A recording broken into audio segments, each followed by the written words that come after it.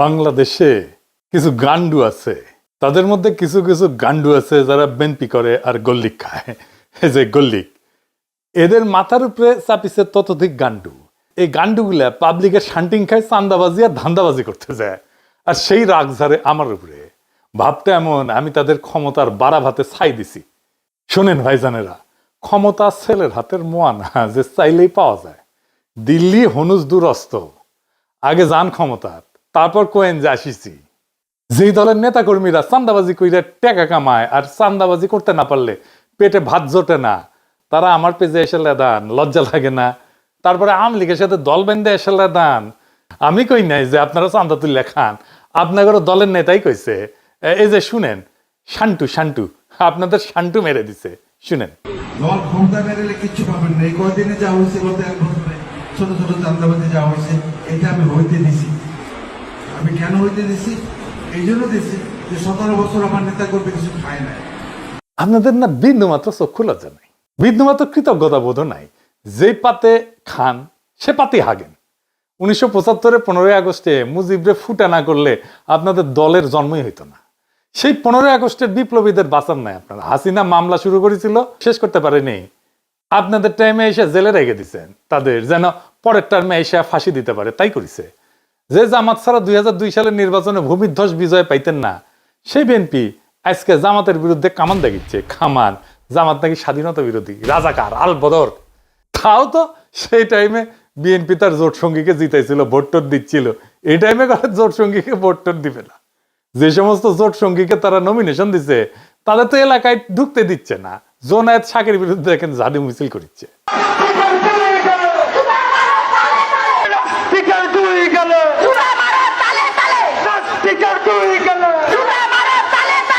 Junayed শাকিরের nomination দিবে BNP, তাই মানে তাতেই ওদের পুচ্ছে আগুন ধরে গেছে। নূরের পটুয়াখালীতে নমিনেশন দিয়েছিল বিএনপি, তারপরে নূর গেছে এলাকাত ক্যাম্পেইন করতে। এলাকায় বিএনপি নেতা কর্মীরা ওরে অবরুদ্ধ করে রাখছে।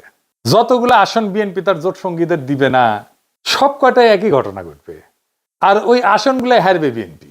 যাই হোক, যেটা নিয়ে আলাপ শুরু করবো কইছিলাম, কি ঘটিছে গত পরশু সেটা নিয়ে কথা বলি। কেন ওয়াকারের চোখে অশনি সংকেত দেখেছি আমি পরশুর ঘটনা, ক্যান্টনমেন্টে যেটা ঘটেছে। ঢাকা ক্যান্টনমেন্ট থেকে 46 ব্রিগেডের 8টা এপিসি মুভ করে জিয়া কলোনি থেকে বাইর হয় 11ই অক্টোবর রাতে 1:30 থেকে 2টার মধ্যে ঘটনাটা ঘটে। 4টা বাইর হয় আর 4টা বাইরে থেকে ভিতরে ঢোকে। এপিসি মানে জানেন তো, আর্মার্ড পার্সোনাল ক্যারিয়ারে, যে এটা এইগুলা এক একটা এপিসির সাথে 2টা করে জিপ বোঝাই সৈন্য ছিল। তার মানে একটা সময় 8টা এপিসি আর 16টা জিপ মুভ করেছে সিভিলিয়ান এলাকায় ক্যান্টনমেন্ট থেকে বাইরে হয়ে। শুধু এইটা না, একই সাথে এয়ার ডিফেন্স আর্টিলারির সামনে ট্রুপস ডিপ্লয় করা হয়েছিল। জড়ো হয়েছিল ট্রুপস, কি কামে আর্মি জানে। 2 নাম্বার, আর্মি চিফের বাসার সামনে এক্সট্রা ট্রুপ ডিপ্লয় করা হয়েছিল, স্বাভাবিকের চাইতে বেশি। কেন আর্মি জানে। 3 নাম্বার, ক্যান্টনমেন্টের রাস্তায় যে ব্যারিকেড থাকে না, দেখেছেন তো যাওয়ার সময় ব্যারিকেড থাকে, ও ব্যারিকেড গুলো সরাই ফেলা হয়েছিল। ব্যারিকেড সরানোর মানে হইতেছে যেন দ্রুত ট্রুপস এবং যানবাহন মুভ করতে পারে। এটা ছাড়া তো আর কোনো কারণ নাই। আমি এটা যেভাবেই হোক খুব অথেন্টিক সোর্স থেকে জানিছি, এটা লাইভ করি, এবং আমি আশঙ্কা করি যে এটা একটা কু অ্যাটেম্প হইতে পারে। কেন এটা কু অ্যাটেম্প হইতে পারে? একটা 111 যে হইতে পারে, এটা তো বিএনপির মির্জা ফখরুল বহুবার বলছে। এই যে দেখেন পত্রিকাত বাড়িছে, এইটা সাহেব শুনে দেন নিজের মুখে কি কইছে। আমি সব কথা সব জায়গায় খুলেও বলা যায় না, কিন্তু আমি আশঙ্কা করি যে আমরা যদি ঐক্যবদ্ধ না থাকি, আমরা যদি সতর্ক না থাকি, তাহলে কিন্তু 1-11 মতো ঘটনা ঘটা এখানে অস্বাভাবিক কিছু নয়।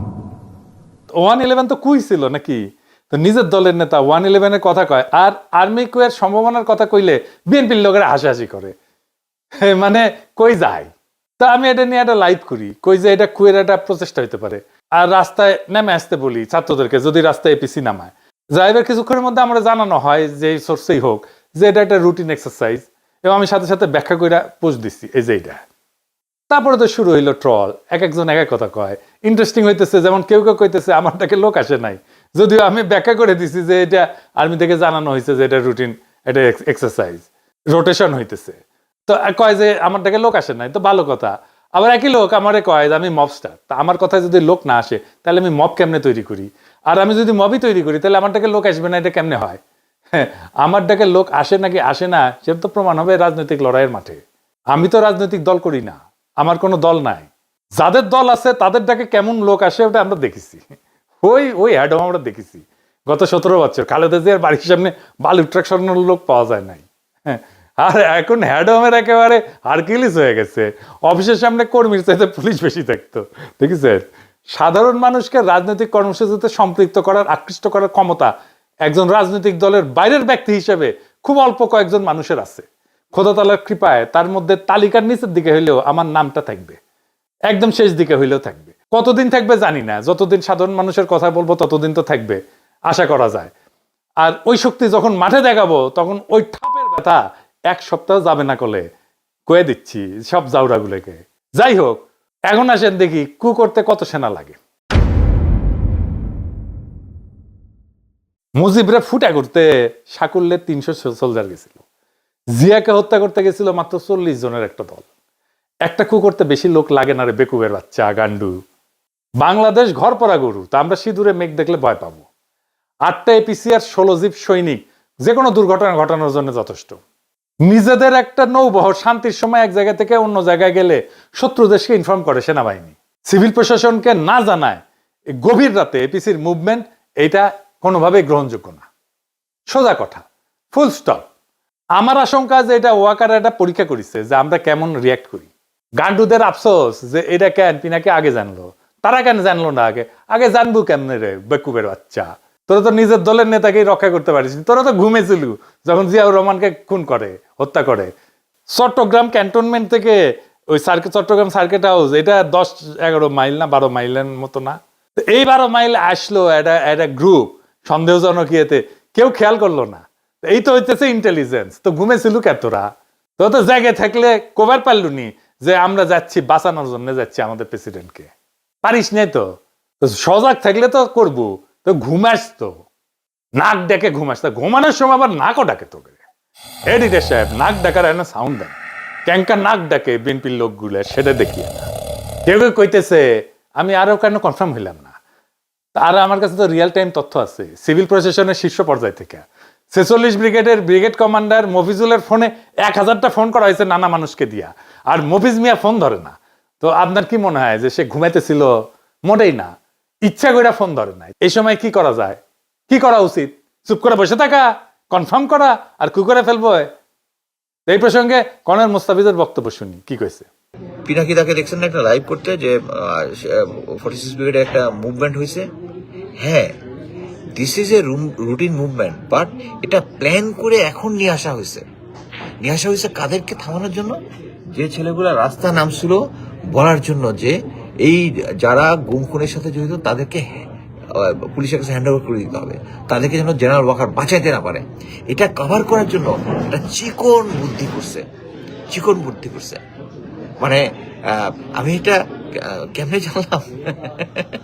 আমি তো সবসময় এটা নিয়ে অনেকে ফান করে, যারা ওয়াকারের পালিত কিছু কুকুর আছে, কিছু হইলেই আইসা যুক্তিতর্ক বাইর হয়ে যায় আর কি, যেখানে সেখানে আমি লাইভ করি। ওই কুকুরগুলা তখন এই যে এই সুযোগটা নিছে আর কি, কুকুরগুলা দিয়া স্প্রেড করা যে সাপও মারলো লাঠি মানে ভাঙলো না, কি যে এই এপিসি মুভমেন্টটা ইচ্ছা করে এই টাইমে করা হয়েছে যেন এটা একটা থ্রেট হয়। সবাই যে গরম হয়েছে, আমি জাস্ট ভারমন্টের দিকে আইসা আলবেনিতে লাঞ্চ করার জন্য রেস্টুরেন্টে উঠছি, সাথে সাথে 4-5 জন আমাকে ফোন করছে যে এই হইতেছে হোয়াট ইজ দ্য নিউজ।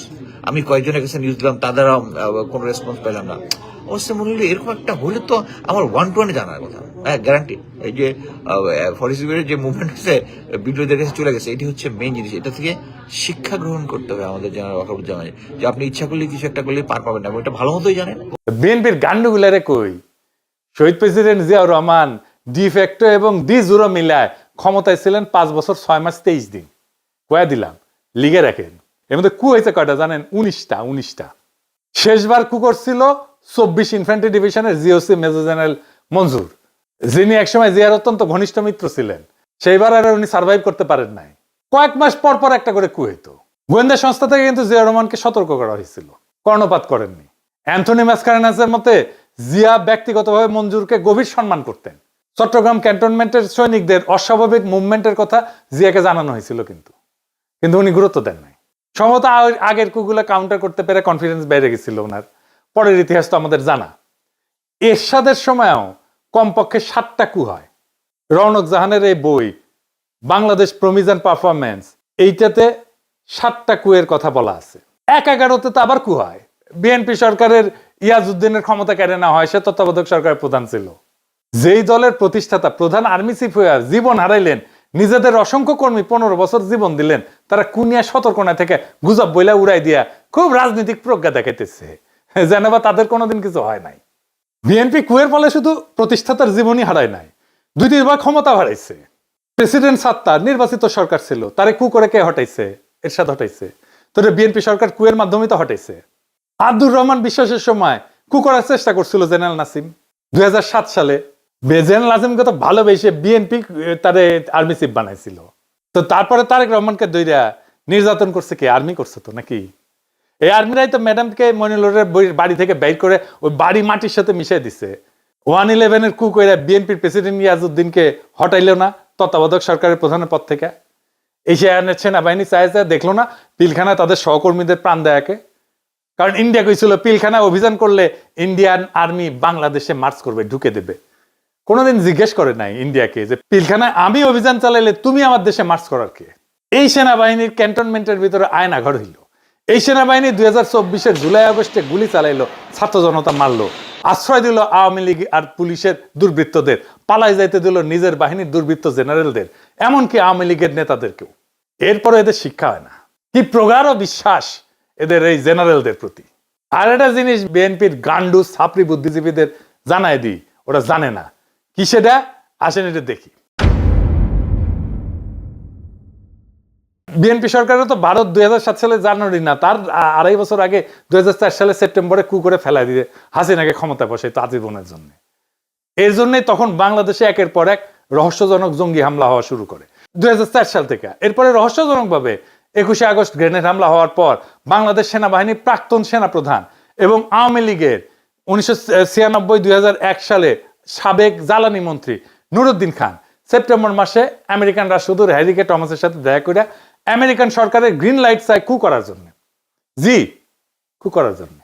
এবং এই জন্য সে সেনাবাহিনীর বিভিন্ন কর্মকর্তার সাথে কথা বলে রাখছিল।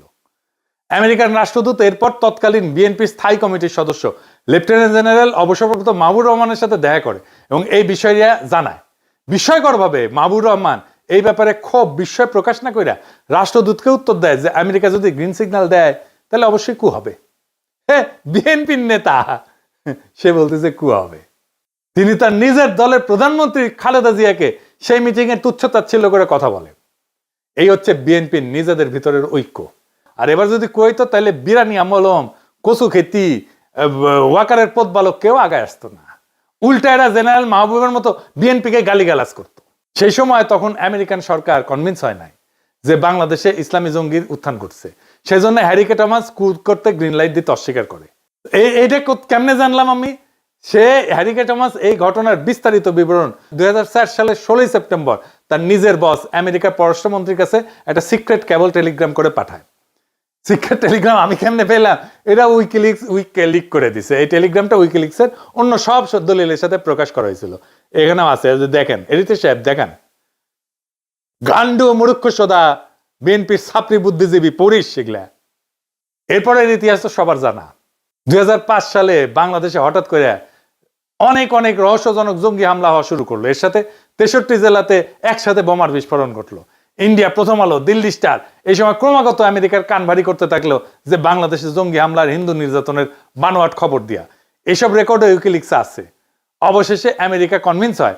2007 সালে কু করার গ্রিন লাইট পায়।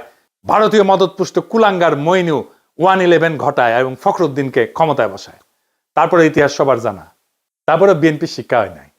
এখনো হাসিনা রেখে যাওয়া উচ্ছিষ্ট সেনাবাহিনীর জেনারেলদের পাচাটে আর ইন্ডিয়ার কাছে গিয়া পেন নাম ঠুকে। বিএনপি যখন গোয়া মারা খায় তখন এর আবাল বুদ্ধিজীবীরা পালায়, এরাও পালাবে। বিএনপির বাকি নেতা কর্মীরা কাটতে কাটতে আবার আল্লাহর কাছে বিচার দেবে যে ইনকা কইরা শালার পুত ভোট দেন না আবার ঠিক সুদাও। সবাই হাত তোলেন। ওই শালার পুতরা মুনাজাত কর, মুনাজাত কর। ওই পুরো শালার বুতারা মুনাজাত ধর মাইক আনতে বলছেন আল্লাহ তোমার কাছে বিচার দিলাম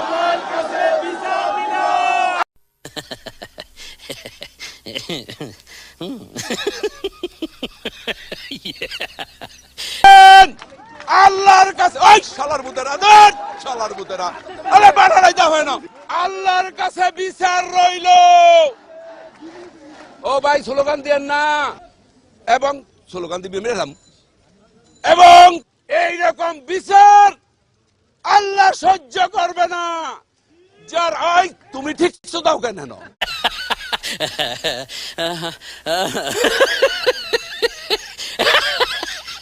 আমরা হাসিনারে হটাইছি কিন্তু সিভিল মিলিটারি ব্যুরোক্রেসিরে হটাইতে পারি নাই। এটাই জুলাইয়ের ব্যর্থতা। যারা হাসিনা শাসনে খুঁটি ছিল তাদের নিয়ে আমরা তেমন কিছুই করতে পারি নাই। খুবই অল্প আমলাদের বিরুদ্ধে মামলা হয়েছে, বেশিরভাগ পলাতক আমলাদের বিরুদ্ধে মামলা হয়েছে, অথচ তারা আতঙ্কে ছিল অক্টোবর পর্যন্ত 2024-এর। সাম্প্রতিক সময়ের একটা ঘটনা বলি, রাজনৈতিক ঘটনা। 2016 সালে এরদোগানের বিরুদ্ধে কু করার চেষ্টা করলো সেনাবাহিনীর আলট্রা সেকুলার অংশ। বাঙ্গুল্যান্ডের আলট্রা সেকুলাররা কিন্তু খুব খুশি হয়েছিল তখন। এরদোগান পাওয়ার কনসলিডেট করে যারা প্রত্যক্ষ এবং পরোক্ষভাবে কুয়ের সাথে যুক্ত ছিল তাদের মেরুদণ্ড একেবারে ভেঙে দিছে, তামা তামা করে দিছে, গুড়া গুড়া করে দিছে হাড্ডি। প্রায় 10,000 সেনাবাহিনীর অফিসার আর সৈন্যদের চাকরি গেছে, জেল হয়েছে। তদন্তে 20 লাখ লোককে জিজ্ঞাসাবাদ করা হয়েছে, সিভিলিয়ান আমলা সহ 1.5 লাখ লোকের চাকরি গেছে, জেল হয়েছে।